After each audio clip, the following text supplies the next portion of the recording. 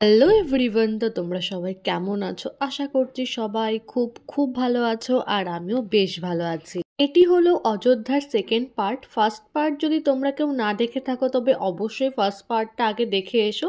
তো আমরা এখন যেখানটায় আছি সেটা হচ্ছে বিড়লা মন্দির। এখানে শুধু মন্দির না, এর ভেতরে অনেকগুলো ধর্মশালাও আছে। আমরা ঠিক করেছিলাম যে এই ধর্মশালাতে থাকবো, কিন্তু আমরা এসে জানতে পারি যে এখানে কোনো রুমই ফাঁকা নেই। আমরা যে অযোধ্যা আসার আগে এই রুমগুলো বুক করব তারও কোনো উপায় ছিল না। এখানে একমাত্র এসেই রুম বুক করা যায়, অনলাইনে কোনো বুকিং হয় না। যাই হোক, তো আমরা এখন যেখানটায় আছি সেটা হচ্ছে দশরথ মহলের একদম সামনে। দশরথ মহলটি হলো হনুমানগাড়ি থেকে মাত্র 100 মিটারের দূরেই অবস্থিত। এর জন্য আমরা হনুমানগাড়ি থেকে দশরথ মহল হেঁটে হেঁটে চলে এসেছি।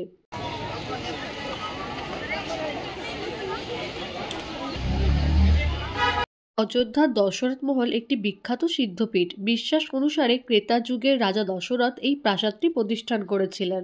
এই পৌরাণিক প্রাসাদটিও সময়ের সাথে সাথে বেশ কয়েকবার সংস্কার করা হয়েছিল।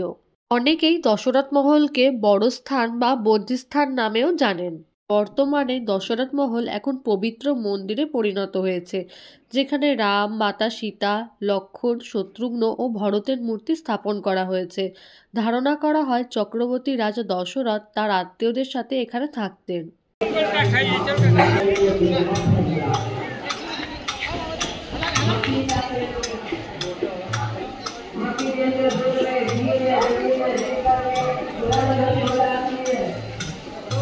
দশরথ মহল সকাল 8টা থেকে দুপুর 12টা পর্যন্ত এবং বিকেল 4টে থেকে রাত 10টা পর্যন্ত খোলা থাকে।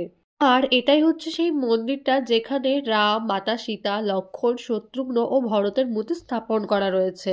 আমরা এখন দশরথ মহল থেকে যাব হচ্ছে কনক মহলে। দশরথ মহল থেকে কনক মহল খুব একটা দূরে না, হেঁটে হেঁটেই চলে যাওয়া যায়। আমরা পরপর যে মন্দির বা প্রাসাদগুলোতে গেলাম সেগুলো খুব একটা দূরে না, একদমই পরপরই, তো যার জন্য আমরা প্রথম থেকে কোনো টোটো নিইনি, হেঁটে হেঁটেই ঘুরছি সবকিছু। আমরা চলেও আসলাম কনক ভবনের একদম সামনে। এটি অযোধ্যার অন্যতম বিখ্যাত মন্দির। এটা বিশ্বাস করা হয় যে এই প্রাসাদ সীতার সাথে রামের বিবাহের পরই কইকেয়ী তাদের উপহার দিয়েছিলেন এবং তাই এটি তাদের ব্যক্তিগত প্রাসাদ। পৌরাণিক কাহিনী অনুসারে মূল কনক ভবনটি ক্ষতিগ্রস্ত হওয়ার পর দাপর যুগে স্বয়ং কৃষ্ণ এটি পুনর্নির্মাণ করেছিলেন। এটা বিশ্বাস করা হয় যে এটি মধ্যযুগের বিক্রমাদিত্য দ্বারা সংস্কার করা হয়েছিল। পরবর্তীকালে এটি রানী বৃষভানু কুমারীর দ্বারা সংস্কার করা হয়েছে, যা আজও বর্তমান রয়েছে। আর এটি হচ্ছে সেই প্রাসাদটি। কনক ভবন থেকে বেরিয়ে আমরা টোটো ধরে চলে এসেছি সূর্যঘাটে। আমরা কেউই কনক ভবনের ভেতরে ঢুকিনি, কেননা প্রচুর ভিড় ছিল। আর এখন যদি আমরা লাইন দিয়ে ওই ভেতরে ঢুকতে যেতাম তাহলে হয়তো আর এই ঘাটে আসা হতো না। এখন বিকেল হয়ে গেছে, একটু পরেই সন্ধ্যা হয়ে যাবে। আমাদের তো আবার রুমেও ফিরতে হবে, কেননা আমরা তো আজই আবার বারাণসীতে ব্যাক করব।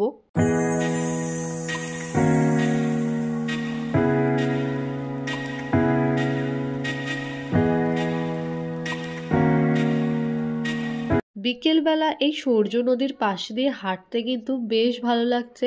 আর এখানে অনেকেই স্নান করছে এই নদীর পাড়ে। রাম জয় রাম জয় জয় রাম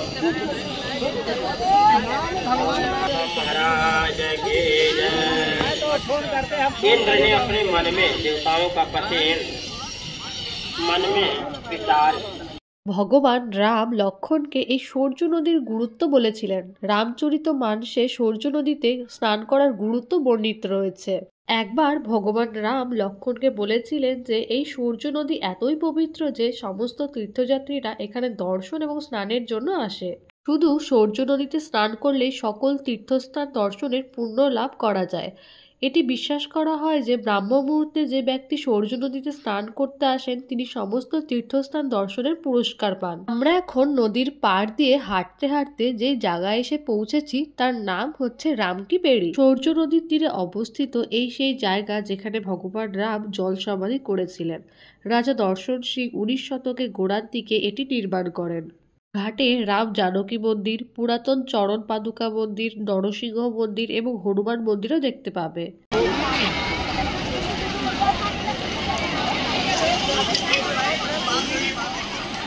दीपक लेना है।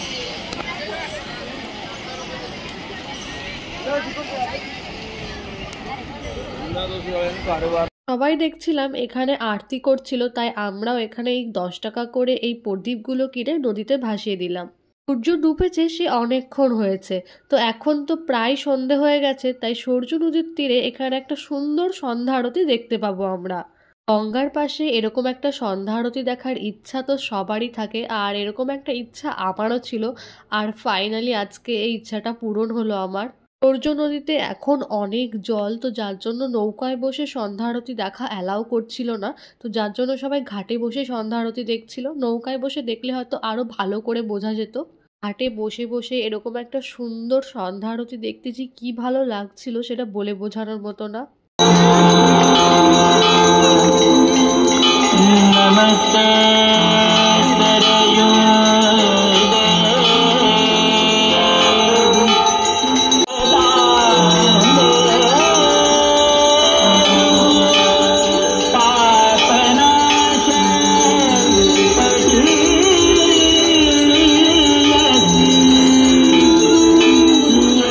এখানে তো সন্ধ্যা আরতি হচ্ছেই, কিন্তু এখানে আবার সন্ধ্যা 7টার সময় একটা লেজার শো দেখানো হয়, আর সেটা তো এখানে অলরেডি শুরু হয়ে গেছে লেজার শো দেখানো।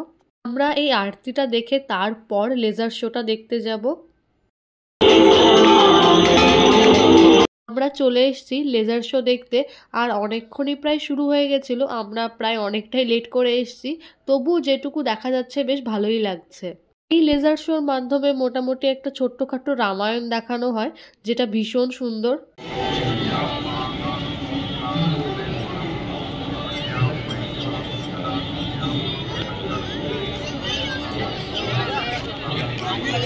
আমাদের তো আগেই বলেছিলাম যে আমরা আজই বারাণসী রিটার্ন করব, তা আমাদের ট্রেন ছিল রাত 1টার সময়, আমরা 12:30টার সময় স্টেশনে চলে এসেছি। আমরা একদিনে অযোধ্যা প্রায় ভালোই ঘুরে নিয়েছি, যা যা পেরেছি মোটামুটি সবই দেখা হয়ে গেছে। আজকের মতো ভিডিওটা তাহলে এখানেই শেষ করছি, দেখা হচ্ছে পরের কোনো ব্লগে। আর আমার এই ভিডিওটা তোমাদের কেমন লাগলো সেটা অবশ্যই কিন্তু কমেন্টে জানিও। যদি ভালো লেগে থাকে তবে অবশ্যই একটা লাইক করে দিও, আর চ্যানেলে নতুন হলে আমার চ্যানেলটা কিন্তু অবশ্যই সাবস্ক্রাইব করে দিও।